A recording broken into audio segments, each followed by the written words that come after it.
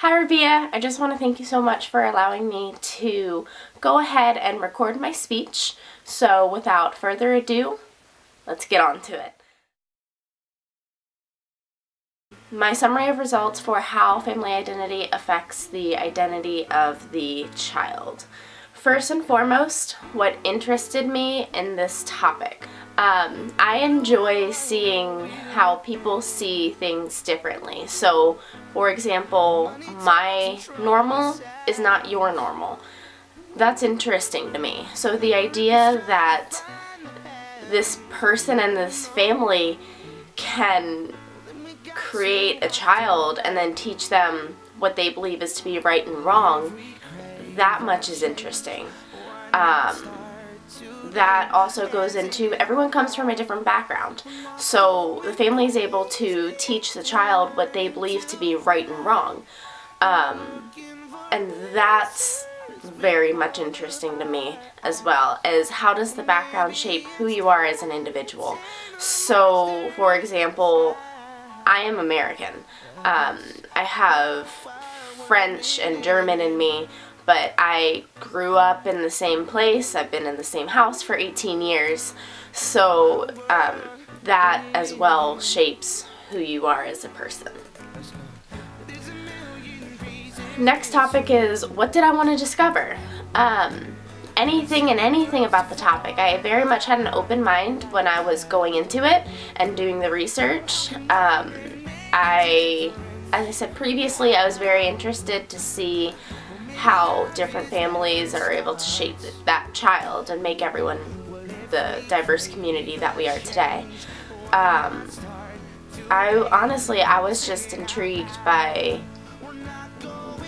how broad this was, and I could take it in so many different directions. The summary of my findings. Now, many different things is many different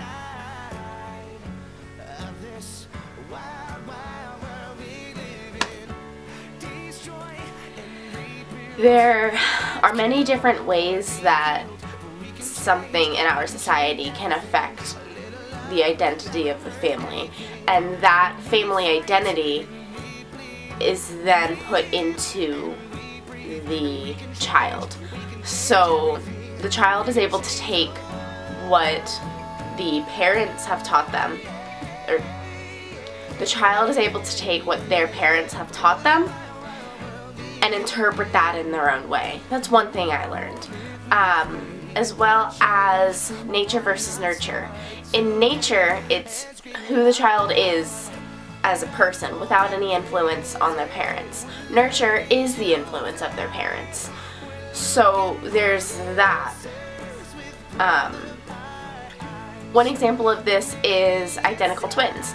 They have the exact same genes, the exact same genetics, because they are identical, but they are two different people. So their parents are going to use the same parenting style and discipline style for them, but their reactions will vary a little bit because they are two different people. Another thing I learned was how society molds their identity. Narratives. Narratives are stories of the person. So each person has a different experience, and that experience is what helps shape the family itself, and that it also shapes the child as well. Rituals. Rituals are another thing. Rituals can be very specific to the family.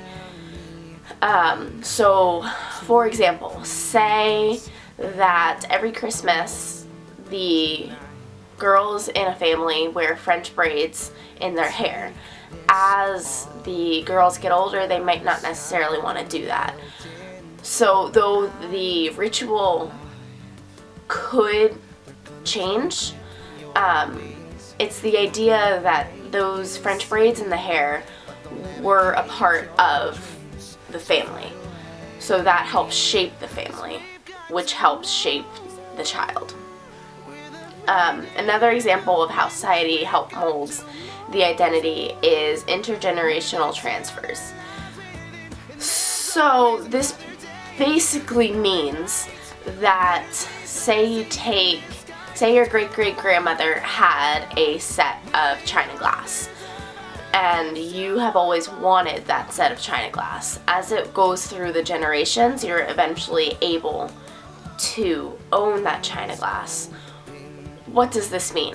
That china glass is a part of your family. It's an important part of your family, and when you would come of age, that means that you were able to have it and enjoy it. This helps shape the identity. The identity is within the china glass because the china glass is important to the family. And it is because of the importance of the family that it makes it important for the child to have it. Another thing that I found comes from the psychologist Erik Erikson. Erik Erikson developed a theory of development that starts from when you were born to when you are in full adulthood, broken up into 8 stages, and in those stages is something that the child will learn in their lifetime. So, for example, the first stage is based on the idea that the infant will learn how to love based on their parents. So the parents are allowed to build trust with their child, which helps build their identity overall. This identity, yes, it does come from the parents and it is a part of the child, but as the child grows, the identity of the family changes as well, because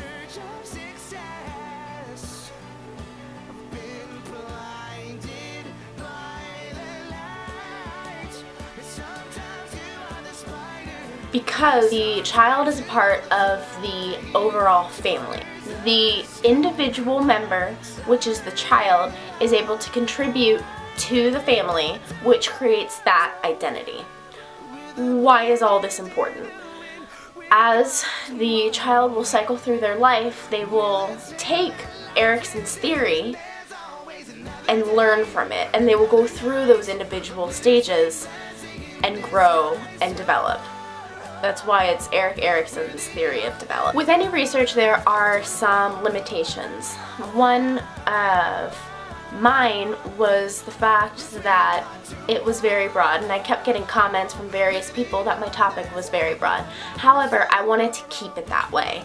I felt that in order to get my point across, I needed it to remain broad. That was the way that I could very easily take it into many different categories in many different ways and explore those different ways further, rather than saying I'm going to research how family identity affects the identity of the child in a typical family of 4. Now, my issue with that is truly what is typical. I can define typical, however, as I said earlier, typical is not, it's relative. It's the same thing as normal. Your normal is not my normal. Your typical is not my typical. So that's why I wanted to keep my topic as broad as it. Another possible limitation that I saw was that there was so much research. I needed to truly think about what I wanted to say and find and use articles that would accurately represent my point behind all that I wanted to say. What do I still want to find out? I would love to know what other ways identity can be affected. It's affected through the consumer society, through society itself, through individual families, through rituals, through narratives. It's affected by all of these things. But deeper than that, what happens within that identity? How does one thing change? Goes on. I've got some questions. Are you sick of feeling sorry? And people saying not to worry. Sick of hearing this Hakuna Matata motto for people who won the lotto were not that lucky. Have you noticed that you